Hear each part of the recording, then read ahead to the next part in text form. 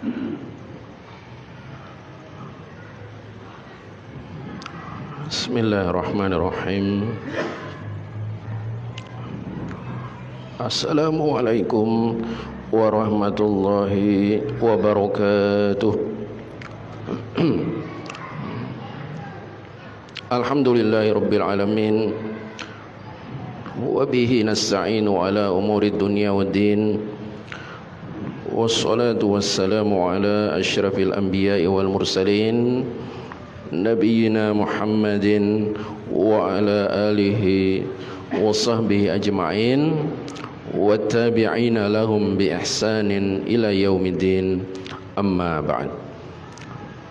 Ayyuhal ikhwatu fillah, azani Allah wa iyyakum, segenap para jamaah Masjid Khadijah yang semoga senantiasa kita dirahmati dan diberkahi oleh Allah Subhanahu wa taala. Puji syukur marilah kita panjatkan atas kehadirat Allah Jalla Jalaluh, atas limpahan nikmat, karunia dan taufiknya kepada kita semua di kesempatan malam hari ini. Dengan izin Allah Subhanahu wa taala kita bisa berkumpul kembali mengadakan majelis ilmu di mana kita akan kembali melanjutkan pembahasan kitab Al-Wajiz fi Fiqhi Sunnati wal Kitabil Aziz yang dikarang oleh Fadilatul Syekh Dr. Abdul Azim bin Badawi Al-Misri hafizahullah ta'ala. Baik, jamaah sekalian, kita akan lanjutkan pembahasan Kitabul At'imah, kitab tentang makanan-makanan yang kita telah mulai membahasnya pekan yang lalu. Terakhir kita sampai pada dalil-dalil dari Al-Quranul Karim tentang makanan-makanan yang diharamkan, yaitu yang tercantum di dalam surat Al-Maidah ayat 3. Allah Ta'ala, Allah Subhanahu wa Ta'ala berfirman, hurrimat alaikum al-maitah, hurrimat alaikumul maitah, dan telah diharamkan atas kalian bangkai. Ya, sambil kita akan jelaskan satu persatu. Jadi di ayat ini jamaah sekalian ada 10 perkara yang haram yang Allah Subhanahu wa taala sebutkan. Diharamkan atas kalian bangkai, waddam, darah, walahmul khinzir, dan daging babi, wa ma uhilla li ghairillahi bih, dan segala yang disembelih dipersembahkan untuk yang selain Allah. Nah, ini sudah ada 4 yang disebutkan. Wal munkhaniqatu, dan yang mati karena dicekik 5. Wal mauqudatu, dan yang mati karena dipukul, yang ke-6. Wal mutaraddiyatu, dan yang mati karena jatuh dari tempat yang tinggi. Wan natihatu, yang mati karena diseruduk binatang lain. Wa ma akalas sab'u, dan yang mati karena diterkam binatang buas. Ini yang ke-8. Illa ma zakkaitum, kecuali jika kalian sempat menyembelihnya. Wa ma dzubiha 'alan nusub, dan yang disembelih untuk berhala. Ini yang ke-9.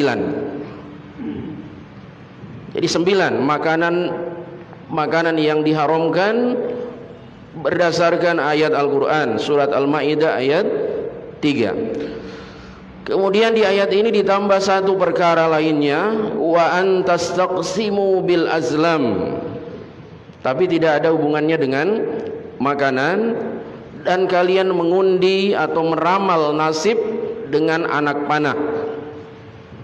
Dzalikum fisqun, semua itu adalah perbuatan kefasikan, artinya keluar dari ketaatan kepada Allah Subhanahu wa taala. Surat Al-Maidah ayat 3. Nah, kita akan jelaskan jamaah sekalian satu persatu dari perkara-perkara yang haram ini, khususnya masalah makanan-makanan yang diharamkan. Allah Subhanahu wa taala berfirman, "Hurrimat 'alaikumul maitah." Telah diharamkan atas kalian bangkai. Bangkai definisinya secara syariat, man fuqidat hayat bi ghairi zakatin syar'iyyah. Bangkai itu adalah semua hewan yang hilang kehidupannya, artinya yang mati.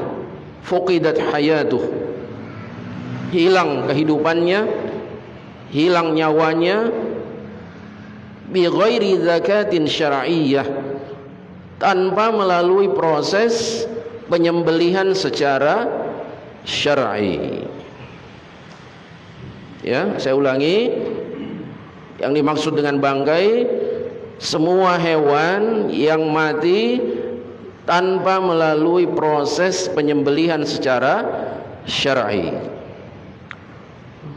Kita belum menjelaskan bagaimana penyembelihan secara syar'i, karena insya Allah nanti setelah pembahasan ini akan ada bahasan khusus tentang az-zakatus syar'iyyah, tata cara penyembelihan secara syar'i atau menurut syariat. Taib hibati fillah jamaah. Jadi bangkai, ya misalnya kita pelihara ayam misalnya, kemudian ayam ini entah mungkin kena penyakit atau faktor yang lain, sebab yang lain, kemudian mati. Nah, jadilah ia bangkai, dan hukum memakannya haram berdasarkan ayat ini dan ayat-ayat yang lain. Pertanyaannya,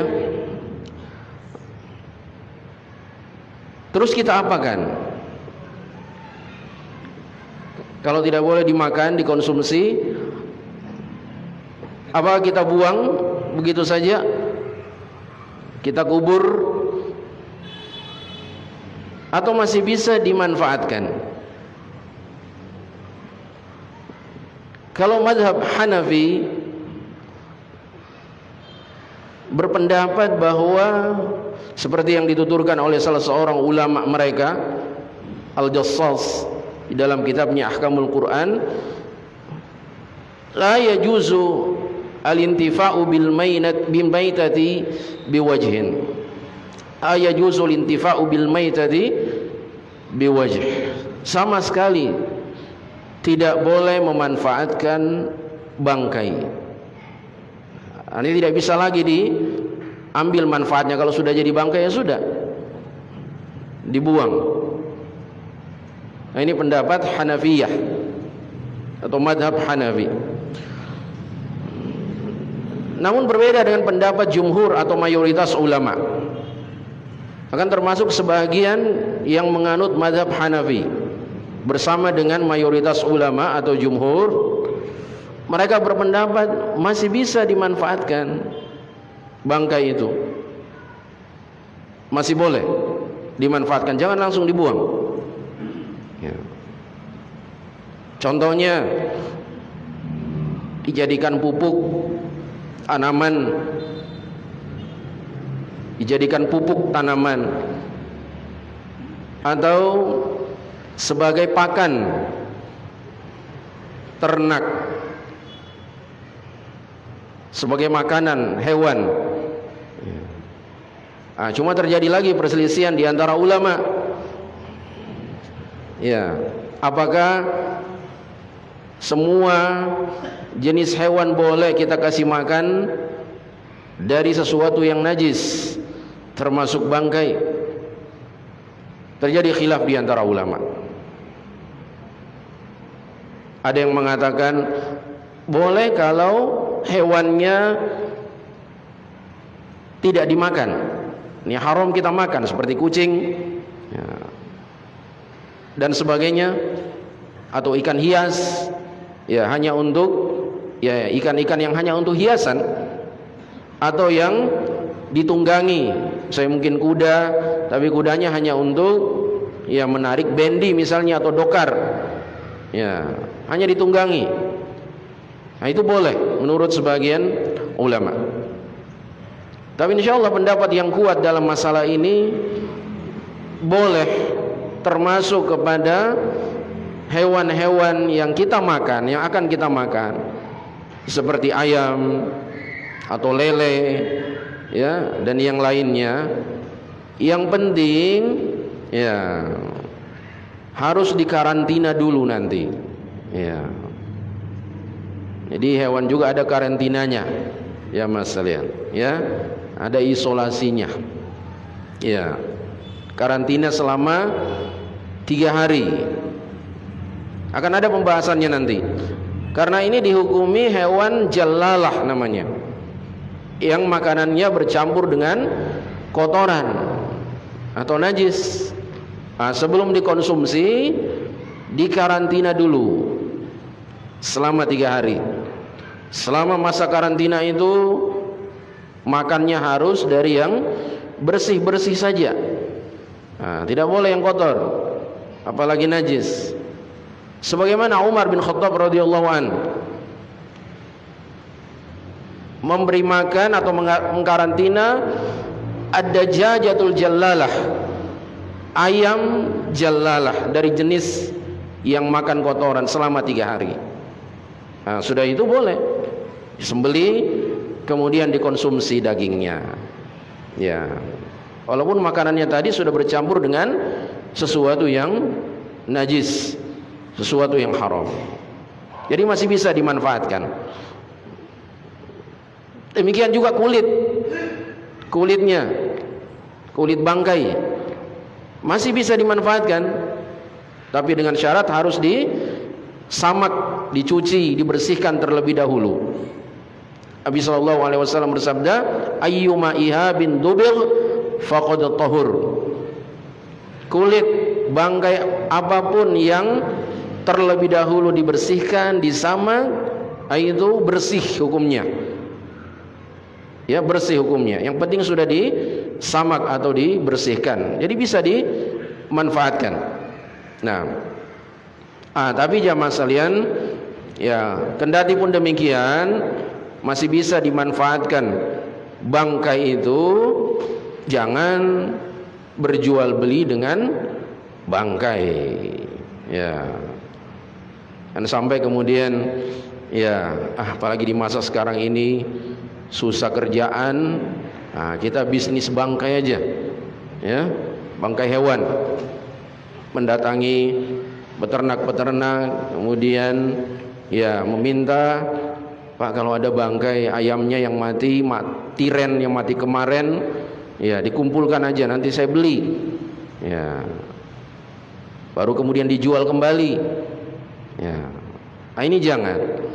Kita sudah pernah melewati pembahasannya di Kitabul Buyu', kitab jual beli. Di awal-awal pembahasan tentang jual beli yang diharamkan, salah satunya kan jual beli bangkai, ya kan? Ya, mudah-mudahan masih ingat. Salah satu jual beli yang dilarang bangkai, jual beli bangkai.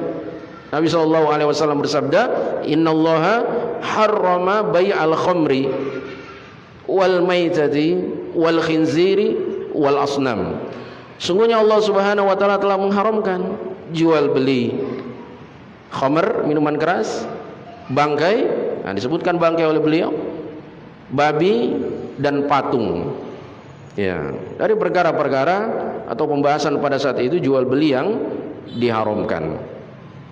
Nah, jadi hibadillah, kembali ke persoalan bangkai sebagai sesuatu yang dikonsumsi. Ini nasnya jelas di dalam Al-Qur'an, ya, bahwa bangkai adalah haram. Kecuali dua macam bangkai nanti yang dihalalkan, akan ada pengecualian dari bangkai dan darah. Hadis Ibnu Umar nanti akan dibawakan oleh beliau, uhillat lana maitatan wadaman, dihalalkan untuk kita dua macam bangkai dan dua macam darah. Ammal maitatan fal hutu wal jarad, adapun dua macam bangkai itu adalah bangkai ikan dan bangkai belalang. Ya, akan ada nanti penjelasannya dari subbahasan apa-apa yang dikecualikan dari bangkai dan darah. Baik, mudah-mudahan dipahami ini. Ini perkara yang pertama yang diharamkan berdasarkan surat Al-Maidah ayat 3. Dan hikmahnya jamaah saya jelas. Ketika memakan hewan yang tidak disembelih, artinya tidak mengalir darahnya, maka ini berpotensi menimbulkan penyakit karena darahnya mengendap. Dan inilah hikmahnya syariat, ada penyembelihan, mengalirkan darah hewan. Ya, darah yang mengendap, ya, terpendam di dalam tubuh hewan ini berpotensi menimbulkan berbagai macam penyakit, dan ini tentu saja sesuatu yang ditentang oleh syariat. Syariat memberikan anjuran untuk menjaga kesehatan kita dan mengkonsumsi makanan-makanan yang baik, bergizi, sehat, ya, dan bagus untuk kesehatan kita. Nah, lanjut, perkara yang kedua, waddam. Dan diharamkan bagi kalian darah, memakan atau juga meminum darah. Demikianlah di ayat ini disebutkan secara mutlak waddam, darah. Coba untuk perhatikan, ada ayat yang dibawakan oleh beliau selanjutnya di surat Al-An'am ayat 145. Ya, surat Al-An'am ayat 145. Allah Subhanahu wa taala menyebutkan sifat darah yang dilarang, diharamkan. Allah berfirman, au damam masfuha, au damam masfuha, atau darah yang mengalir, atau darah yang mengalir. Jadi bedanya di surat Al-Maidah ayat 3 dimutlakkan waddam dan darah. Sementara di surat Al-An'am ayat 145 disebutkan sifat darah tersebut, au damam masfuha, atau darah yang mengalir. Ya, itu mengalir dari hewan, misalnya ditampung, ya, darah itu di suatu wadah, kemudian diminum, ya, katanya sebagai obat dan lain sebagainya. Berobat ya masal yang diperintahkan oleh syariat agama, tapi jangan berobat dengan sesuatu yang diharamkan. Nabi SAW bersabda, tadawau wala tatadawau biharam. Berobatlah kalian, namun jangan berobat dengan sesuatu yang haram. Kita jumpai jamaah di beberapa tempat, ya, ada warung-warung yang menyajikan, ya, ular, kobra dan sebagainya. Selain dagingnya, ya, juga darahnya, empedunya, katanya untuk penyakit ini, penyakit itu, untuk vitalitas pria dan lain sebagainya. Nah, ya, yang darahnya itu kadang sesudah kepala ular itu dipenggal, ya, langsung kemudian dituangkan di gelas dan sudah ada calon pembeli yang langsung menikmatinya. Ya, itu tadi alasannya sebagai obat, ya, vitalitas dan lain sebagainya. Jelas ini perkara yang dilarang larang di dalam agama kita. Nah, jelas nasnya darah daman masfuha, darah yang mengalir, yang ditampung di suatu wadah untuk kemudian diminum. Ya. Dikecualikan darah-darah yang menempel atau melekat di leher hewan sembelihan yang susah untuk dibersihkan. Ya kan, kalau kita sudah menyembelih misalnya, ya pasti darahnya tidak sepenuhnya akan hilang saat dibersihkan. Bisa jadi masih ada yang menempel. Bahkan mungkin pada saat sudah dimasak, ya kita jumpai masih ada sisa-sisa dan bekas-bekas darahnya menempel di lehernya. Nah, ini dimaafkan. Makanya ayat 145 Al-An'am ini ya dijelaskan sifatnya au damam masfuha, atau darah yang mengalir. Karena yang menempel di leher-leher hewan ya tentu saja harus dibersihkan dulu ya. Tapi kalaupun ada yang tersisa dan menempel dan susah untuk kita hindari, maka ini ma'fuun anhu, sesuatu yang dimaafkan. Demikian juga jamaah sekalian, darah di sebagian masyarakat ya, kadang darah itu dicampur untuk pakan ternak sapi. Ada yang seperti itu. Ya. Nah, ini pembahasannya seperti bangkai tadi. Ya, yang boleh hukumnya diberi makan kepada hewan yang akan kita konsumsi dagingnya seperti ayam, sapi, kambing, ya. Tapi dengan catatan ya dikarantina dulu karena sudah termasuk hewan jallala yang bercampur makanannya dengan kotoran atau dengan sesuatu yang najis. Wallahu alam. Jadi itu hebati fillah tentang darah. Dan ada juga pengecualian dua macam darah yang nanti akan disebutkan pada bahasan selanjutnya, yaitu hati dan limpa, berdasarkan hadis Ibnu Umar. Hadis sambungannya tentang pengecualian bangkai tadi. Ya. Baik, lanjut. Walahmul khinziri. Perkara yang ketiga yang diharamkan di surat Al-Maidah ayat 3 adalah dan daging babi. Dan daging babi. Jamaah sekalian, penyebutan daging di sini ala sabili taghlib, yang dominan. Tapi kullu ajza'il khinzir haram. Semua bagian dari babi itu haram. Penyebutan lahm, daging di sini adalah yang dominan karena orang yang dominannya makan dagingnya. Tapi semuanya, tulangnya misalnya, lemaknya, ya, kulitnya.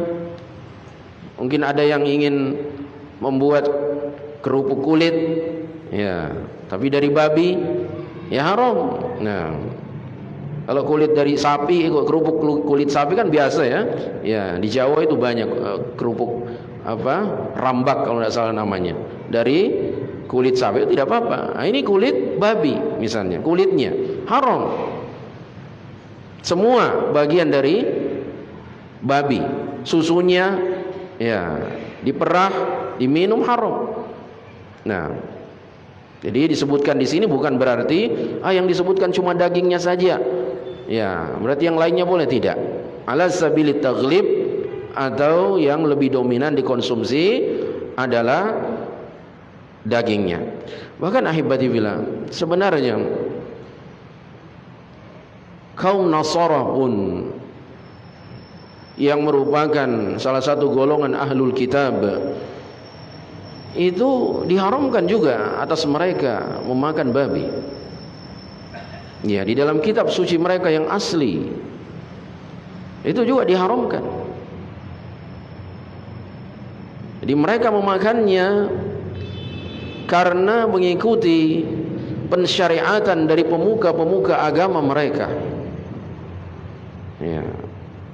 Adapun kitab suci wahyu yang Allah Subhanahu wa taala turunkan, yang disampaikan oleh nabi dan rasul mereka, itu haram. Ya. Karena hikmahnya kenapa hewan ini diharamkan adalah termasuk hewan yang makanannya kebanyakannya adalah kotoran dan najis, ya. Dan ya, mengandung bakteri-bakteri, kuman-kuman yang bisa menyebabkan atau menimbulkan di dalam usus pencernaan cacing-cacing pita yang berbahaya, ya, yang membunuh, mematikan. Makanya semua syariat mengharamkan. Cuma mereka yang kita tahu bahwa kitab suci mereka sudah mengalami tahrif, ya, sudah terjadi penyimpangan, penyelewengan, sehingga mereka menganggap itu halal untuk mereka, padahal asalnya mereka juga diharamkan, ya. Demikian juga menurut penjelasan para ahli bahwa binatang ini, babi ini punya karakter hewan yang hilang rasa cemburunya, ya, dan kehormatan dirinya. Dan ini dikhawatirkan bagi orang yang mengkonsumsinya juga akan tertularkan sifat ini, tidak menjaga kehormatan iffah, kehormatan dirinya, dan juga ghairah, kecemburuannya. Makanya kita jumpai jamaah sekalian, ya, orang-orang di negeri-negeri kafir, di Eropa, di Amerika, ya, bagaimana keadaan, ya, baik laki-laki maupun perempuan, hilang rasa cemburunya. Kadang istrinya dipeluk di hadapannya sendiri, diciumi di hadapannya sendiri, tidak ada rasa ghairah, kecemburuannya. Sementara syariat agama kita, ya, justru memuji orang-orang yang memiliki al-ghairah dan mengecam laki-laki yang dayus, yang tidak cemburu kepada keluarganya. Subhanallah, maha suci Allah Subhanahu wa taala. Begitu luhurnya syariatnya, begitu indahnya syariatnya ketika dia mengharamkan, mengandung hikmah yang sangat besar. Dan ini berlaku untuk semua agama, ya. Cuma itu tadi sudah mereka memutarbalikkan, tidak ori lagi kitab suci mereka, sudah diotak-atik dengan tangan-tangan pemuka agama mereka, sehingga ya, apa yang pemuka-pemuka agama mereka halalkan, mereka ikut juga menghalalkannya, padahal aslinya itu diharamkan karena mengandung mafsadah, mengandung mudarat yang besar. Wallahul musta'an. Dan semua jenis babi, jamaah sekalian, tanpa terkecuali, babi hutan, celeng, ya. Dan juga sisi pengharamannya selain yang kita sebutkan tadi adalah para ulama mengkategorikan al-khinzir sebagai as-siba', sebagai binatang buas yang memiliki taring. Nanti akan ada pengharamannya dari al-hadis, as-sunnah. Makanan-makanan yang diharamkan dari dalil al-hadis, ya. Karena ada juga taringnya yang dia gunakan untuk memangsa musuhnya. Nah, maka ini juga di alasan pengharamannya. Nah, baik, selesai yang ketiga. Lanjut. Wa ma uhilla li ghairillahi bih. Yang keempat yang diharamkan adalah makanan-makanan atau sembelihan-sembelihan yang disembelih bukan atas nama Allah, ditujukan kepada selain Allah Subhanahu wa taala. Ya, dan ini juga jamaah sekalian, ya, termasuk, ya, musibah bagi sebagian kaum muslimin, karena banyak yang melakukan penyembelihan, ya, ditujukan untuk yang selain Allah Subhanahu wa taala. Ada yang menyembelih dipersembahkan kepada wali-wali yang mereka anggap wali, yang dikeramatkan kuburannya. Mereka datang ke kuburannya berziarah, kemudian mempersembahkan sesajian. Nah, di antara sesajian itu isinya adalah sembelihan yang tadi disembelih memang ditujukan untuk nama selain Allah Subhanahu wa taala. Dan walaupun dia menyebut nama Allah saat menyembelih, dia sandingkan dengan membaca bismillah, tapi dia niatkan untuk li ghairillah, sembelihan itu untuk selain Allah Subhanahu wa taala, ini juga hukumnya haram. Ya. Tetap tidak boleh. Karena kita tahu adzabah, sembelihan itu adalah ibadah, termasuk ibadah. Fasholli li rabbika wanhar, dan salatlah untuk Tuhanmu lalu menyembelihlah. Ya, apakah itu kurban, akikah, atau juga sembelihan yang lain. Qul inna salati wa nusuki wa mahyaya wa mamati lillahi rabbil alamin la syarika lahu wa bidzalika umirtu wa ana awwalul muslimin. Katakanlah, sungguhnya salatku, nusuk sembelihanku. Ya, bisa juga ibadah secara umum, bisa juga secara khusus sembelihanku, hidup dan matiku hanya untuk Allah Rabb semesta alam, tidak ada sekutu baginya. Ya. Sembelihan adalah ibadah. Nabi SAW bersabda, man dabaha li ghairillah faqad asyrak. Barang siapa yang menyembelih lalu ditujukan kepada selain Allah, maka sungguh dia telah berbuat syirik. Maka ini selain dosa syirik, juga haram makanannya. Masih kita jumpai jamaah sekalian di sebagian tempat, pada saat ada peresmian jembatan misalnya, atau jalan, kita jumpai di bawahnya ada kepala kerbau di bawah jembatan itu. Ya, ya, yang memang disembelih dalam rangka untuk ya menghindari kecelakaan dan lain sebagainya. Masih ada yang meyakini ini ada penunggunya, ya, harus dipersembahkan sesuatu kepada penunggunya. Ya, kita masih dapati sebagian orang melakukan ritual di pantai Laut Selatan, mempersembahkan sesajian kepada Nyi Roro Kidul yang dianggap sebagai penguasa dan penjaga pantai Laut Selatan. Ada yang mempersembahkan kepada Dewi Sri, ya, yaitu yang diyakini sebagai penjaga hasil-hasil bumi pertanian. Makanya ada ritual sedekah bumi untuk Dewi Sri, ya. Ada kepada Nyi Blorong dan lain sebagainya, macam-macam dia masih di masyarakat kita. Persembahan-persembahan sesajian atau tumbal yang di situ banyak sembelihan-sembelihannya.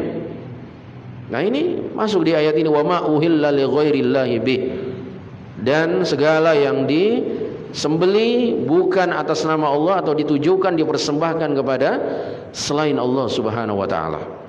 Selain pelakunya ini terjerumus ke dalam kesyirikan, syirik besar, juga makanannya haram. Nah, berikutnya wal munkhaniqatu, dan diantara makanan yang haram adalah hewan yang mati karena dicekik. Ya, hewan yang mati karena dicekik. Ya, ini karena tadi darahnya mengendap. Justru dengan kita menyembelih dengan penyembelihan syar'i yang insyaallah nanti akan kita jelaskan pada bahasan selanjutnya, tata cara penyembelihan syar'i, nah, itu darahnya mengendap di dalam tubuhnya dan berpotensi menimbulkan penyakit. Nah, makanya harus dialirkan, ya, ditumpahkan darahnya hewan ini dengan adab-adab dan etikanya sesuai syariat. Baik dicekik langsung dengan tangan, atau mungkin juga menggunakan benda seperti tali, ya, atau kayu, ya, atau kepala hewan ini dimasukkan ke dalam sesuatu yang sempit, di antara dua benda yang sempit, kemudian dirapatkan benda tersebut, naudzubillah. Nah, ini semua selain ta'dzibul hayawan, menyiksa hewan, yang itu saja sudah bertentangan dengan syariat Islam. Agama Islam ini adalah dinur rahmah, dinus salam, agama kasih sayang. Ya, juga karena daging yang dihasilkan nanti karena disebabkan dicekik adalah sesuatu yang diharamkan oleh Allah Subhanahu wa taala. Berikutnya wal mauquzatu, dan yang mati karena dipukul. Mati karena dipukul, ya, dengan benda apa saja, dengan batu, dengan kayu, ya, atau termasuk juga kata para ulama alat potong, tapi alat potongnya ditimpakan di atasnya, mungkin karena berat alat potongnya itu, ya, hewannya mungkin kurus, ayam kurus, ya, sementara parangnya besar sekali atau pakai kapak yang besar, ya, tinggal ditimpakan saja atau ditindihkan di atasnya mati hewan ini. Nah, ini haram. Ini sudah termasuk al-mauqudah yang mati karena dipukul. Nah, sama ilahnya atau hikmahnya, ada darah yang ada di dalam tubuhnya mengendap tidak keluar sehingga berpotensi menimbulkan penyakit bagi orang yang akan mengkonsumsinya.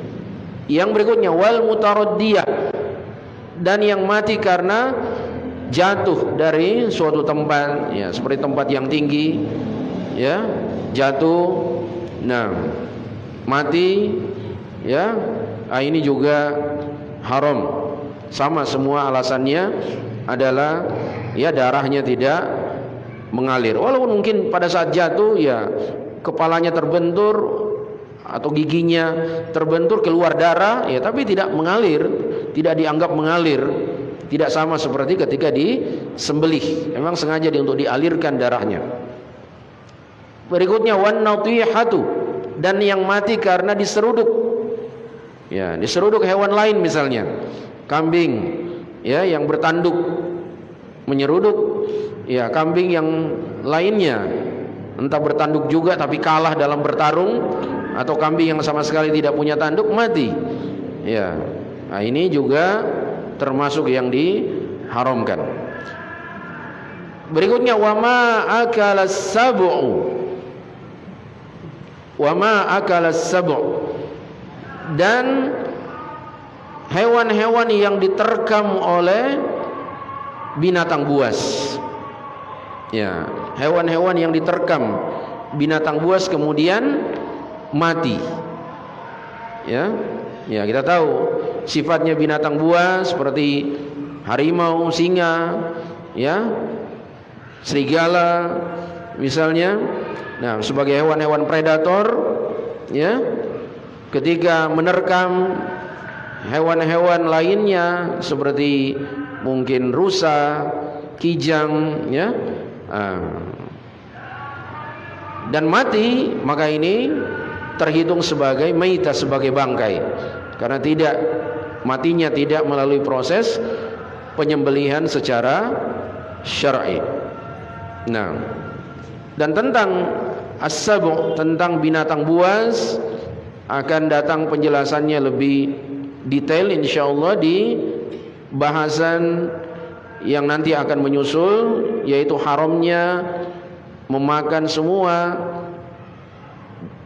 yang bertaring dari jenis binatang buas dan semua yang memiliki cakar dari jenis unggas atau burung yang cakarnya itu berfungsi untuk memangsa musuhnya seperti burung elang dan sejenisnya. Itu akan datang nanti penjelasannya tentang as-sabu', tentang binatang buas. Jadi jangan istilah buas di sini bukan berarti dia ini buasnya harus seperti macan, buasnya harus seperti singa, tidak.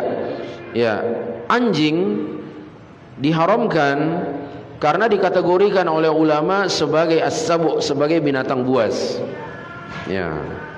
Anjing dikategorikan sebagai binatang buas. Nah, makanya diharamkan. Baik, jadi hewan-hewan yang mati karena diterkam binatang buas. Nah, untuk perkara ini, ya, ada pengecualian. Illa ma zakkaitum, kecuali jika kalian sempat menyembelihnya. Nah, dibahas oleh para ulama. Illa di sini kembali kemana pengecualian di sini? Ya, dalam ilmu bahasa Arab illa ada muttasil, istitsna muttasil bersambung, dan ada istitsna munqati' terputus. Ya. Illa di sini kembali ke semuanya kah dari awal? Ya, dari bangkai, darah, daging babi. Ya, ada pengecualian ini mencakup semuanya kah dari awal atau dari mana mulainya? Nah, dibahas oleh para ulama kita. Ya, yang benar illa di sini pengecualiannya dari wal munkhaniqatu.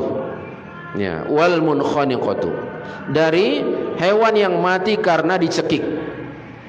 Ya. Jadi 4 yang sebelumnya itu tidak masuk. Bangkai misalnya, kalau sudah bangkai tidak bisa lagi disembelih. Ya, untuk jadi halal. Ayamnya sudah mati karena sakit. Sayang ini baru kemarin beli mahal, sembelih deh. Ya. Sekedar ya formalitas saja. Ya, formalitas supaya halal. Ya tidak bisa. Tidak menjadikannya halal. Demikian juga daging babi, apa karena disembelih dengan syariat, ya dengan adab-adab syar'i menjadi halal? Ya tidak bisa. Demikian juga yang disembelih dipersembahkan untuk yang selain Allah, ya supaya syar'i, dipanggil ustaz, ya Pak Kiai untuk menyembelih dengan doa-doanya, baca-bacanya, ya supaya jadi halal. Padahal dipersembahkan kepada wali fulan, wali ini dan sebagainya. Ya tidak menjadikan halal. Jadi 4 yang disebutkan di awal ya maksudnya itu tidak termasuk. Illa ini kembali ke mulai dari al-munkhaniqatu wal munkhaniqatu, yang mati karena dicekik, ya. Habis dicekik masih kejang-kejang misalnya, ya masih sempat disembeli, halal. Ya, demikian juga yang mati karena dipukul, ya, atau menjelang mati karena dipukul, ya. Mungkin anaknya main-main, ya, ayam dia pukul-pukul ayamnya, ya. Bapaknya sampai ayam itu sudah ya hampir mati, bapaknya datang, ya. Anaknya kan tidak tahu ya hukumnya. Bapaknya masih bisa sembeli, halal. Demikian juga yang jatuh, demikian juga yang diseruduk dan yang ditanduk binatang buas. Nah, jadi illa ma zakkaitum, kalau kalian masih sempat menyembelihnya. Bahkan ya masalahnya pembahasan ulama kita, kalau sempat disembelih di sini walaupun penyembelihan yang artinya tidak sempurna lagi. Karena nanti ada penyembelihan yang betul-betul sempurna, ya, yang tergolong penyembelihan secara syar'i yang disebutkan oleh para ulama ketika 4 bagian, ya, dari hewan itu putus semuanya, ya, yaitu tenggorokan, kerongkongan, dan 2 urat pembuluhnya, ya, vena dan arteri. Kalau 4, ya, 4 bagian yang terputus inilah penyembelihan yang paling bagus, yang meyakinkan untuk cepat mematikan hewan tersebut, ya, yaitu disembelih di area lehernya, ya, disembelih di area lehernya. Tapi kata para ulama, kalau kejadian seperti ini orang tidak sempat lagi, dia karena terburu-buru ingin cepat menyembelih beberapa jenis hewan yang kondisinya seperti ini, akhirnya dia sembelih misalnya dari belakang lehernya, dari tengkuknya. Boleh apa tidak? Kata para ulama, kalau menyebabkan mengalirnya darah dan memastikan kematiannya, maka hukumnya boleh. Walaupun tidak sempurna lagi, artinya tidak sesuai dengan tuntunan syariat. Karena tuntunan syariat, ya, itu dari, ya, depan lehernya, bukan dari belakang lehernya. Tapi kalau ini terjadi dalam rangka untuk menghalalkan beberapa hewan dalam kondisi yang seperti disebutkan tadi, ya, itu boleh, ya, halal. Nah, yang penting sesudah itu dipastikan mati dan darahnya mengalir. Illa ma zakkaitum. Nah, kemudian yang terakhir, yang ke-9, wa ma dzubiha 'alan nusub, dan yang disembeli untuk berhala. Ini sama dengan pembahasan yang disembeli untuk selain Allah. Ya, selain Allah sudah termasuk berhala. Kalau selain Allah dia memang bersifat umum, bisa kepada wali, bisa kepada jin, malaikat, ya, dan lain sebagainya. Nah, kalau ini memang dikhususkan karena membantah perilaku orang-orang jahiliyah, di mana ini sangat terkenal di antara mereka, menyembelih sembelihan kemudian dipersembahkan untuk berhala-berhala yang mereka sembah, yang mereka ibadahi selain Allah Subhanahu wa taala. Sama pembahasannya tadi ini, selain menyebabkan pelakunya terjerumus ke dalam kesyirikan, dan hasil sembelihannya juga menjadi sesuatu yang haram untuk dikonsumsi. Nah, inilah ahibati fillah azanillahu wa iyyakum, 9 perkara atau makanan yang haram yang disebutkan di dalam Al-Qur'anul Karim surat Al-Maidah ayat 3. Satu lagi tadi kita sebutkan mengundi nasib dengan anak panah. Ini tidak terkait khusus dengan masalah makanan, jadi cukup 9 yang kita terangkan. Ya. Dan kita cukupkan dulu sampai di sini. Selesai alhamdulillah pembahasan surat Al-Maidah ayat 3. Insyaallah taala dalil-dalil yang lain ya yang tentang pengharaman makanan ataupun minuman akan kita bahas pada kelanjutan pembahasan kitab ini di waktu yang akan datang. Semoga bermanfaat. Naktafi bihadzal qadar. Subhanakallahumma wa bihamdik asyhadu an la ilaha illa anta astaghfiruka wa atubu ilaik. Wa akhiru da'wana anil hamdulillahi rabbil alamin. Assalamualaikum warahmatullahi wabarakatuh.